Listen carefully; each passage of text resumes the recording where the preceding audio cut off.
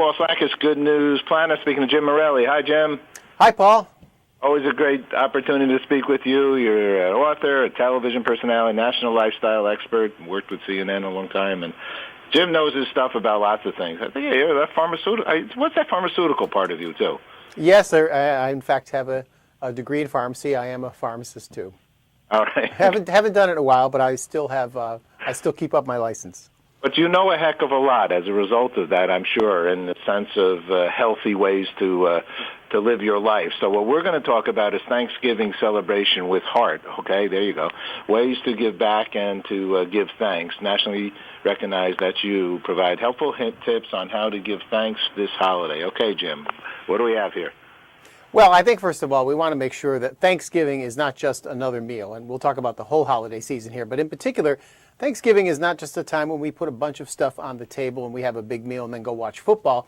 We really need in our families to make sure we make it special, make sure we make it a time of thanks. And a couple simple ways you can do that is do what are called gratitude cards. At the beginning of the meal, put a card at everybody's place and an envelope. Have them write down what they're grateful for, seal it up, and at the end of the meal, everyone reveal what are they grateful for. And encourage your kids to be grateful for the little things. You know, we often think, oh, I don't have anything to be grateful for. But guess what? If you've got clothes, a place to live, enough money to pay for oil and food, you have a lot. You've got a lot more than other people have. And we should all be celebrating giving thanks on Thanksgiving because we live in a very bountiful country. We're very lucky. No doubt about it, Jim. So what are some other, that's really a creative way and a good idea to do. Any other good thoughts? Well, you know, I often find that people really do want to help. They really do want to find ways they can give back, but sometimes there's a disconnect. They just don't know how to do it. So here's a couple of suggestions. First of all, home-cooked meals through the holiday season, always a great way to give back, but we have very limited time. So we want to make sure we're making efficient use of our time with something that's easy to prepare, but at the same time will be pretty impressive when you take it out. And I've got a perfect example of that here. This is an herb-crusted pork roast. It is absolutely beautiful. Simple to make. Salt, pepper, thyme, that's the rub you put on it. Stick it in the oven for about an hour and a half. Let it rest a little bit afterwards. What a great centerpiece for your table. There's roasted cauliflower as well, but also a beautiful gift if you're going to somebody's house for dinner. Along the same lines, I've got chorizo meatballs. These have some manchego cheese on them as well. What I like about the idea of making these meatballs is you can make a large amount at one time, and you'll have some for your party, for your guests. But then here's what you can do to give. You can give them in containers, put a nice ribbon on them, bring them down to places like your local senior center, your food pantry, the places where people volunteer and nobody even knows they're doing it, and they don't ask for any recognition. What a gift to give. That's a real something that will be appreciated. The National Pork Board calls this Porksgiving, and actually they have a website dedicated to this called porkbeinspired.com. They've got recipes on there. They've got stories, inspirational stories about how to give during the holiday season. Porkbeinspired.com. Is that it? /Porksgiving.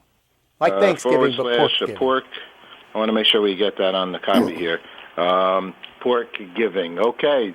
The other white meat. The other white meat, that's right. And actually, some cuts of pork are as lean as chicken breast, believe it or not. So it's good for you, too. And that's another thing, by the way. You want to make sure you're maintaining your healthy habits during the holiday season. We do not want to be wandering into the new year with 5 or 10 additional pounds, right? Right. Well, we got to start today because next week it's all happening. Yeah, it sure is. No doubt about it. I've done a lot of shows about pork because it is a healthy meat overall, and we're in good shape here. What else do we have, Jim? Well, I actually have some wine. Many people serve wine, of course, with Thanksgiving dinner and through the holidays. And a lot of people are looking for organic wines, and because they want to be good to the environment. They want to give back to the planet Earth. I have an organic wine here, but it has even more than that. This is called Casa Rojo Nature. 100% organic grapes, but also the bottle's recycled. The label is made of recycled goods. And this company gives their wine to an organization called Wheeling Forward so that they can hold fundraisers. Wheeling Forward is an organization that helps people with disabilities. So, if you have wine on it's under $10 a bottle. So what more could you ask for? You're giving back and you're not giving away too much money to get it. So it's a good idea. Okay, and what's the name of that wine again? It is called Casa Rojo, R-O-J-O, Nature. Casa Rojo Nature. Comes in white, comes in red. Perfect for the Thanksgiving table. And by the way, with wine, I'm told that you're not actually matching your wine to the meat. You're actually matching it to all the side dishes because that's where the richness is. And so that's what you have to be looking for. It's not necessarily the turkey, the pork, or whatever you're serving for meat. Really? That's a new one on me. Yep. And the same probably applies to fish? I mean, because, this is white wine for fish and red for meat. Fish is a little more complicated. Whites tend to go a little better with fish. But again, if you've got lots of rich dishes around, you want to get something that's going to work with that. And so that you look at what you have the most of on the table, and you want to match with that. I'm told this by a wine expert I talked to last week. I don't really know. Okay, Wheeling Forward. How do you spell that? Wheeling,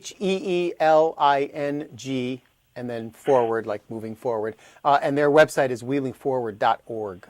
Okay, great, Jim. What else you have, Jim? You're just such a, the whole everything we're talking about is all about doing good. We're good news. This is our, I'm getting goose pimples on all these good kinds of things, and socially responsible corporations doing good. So what else do we have?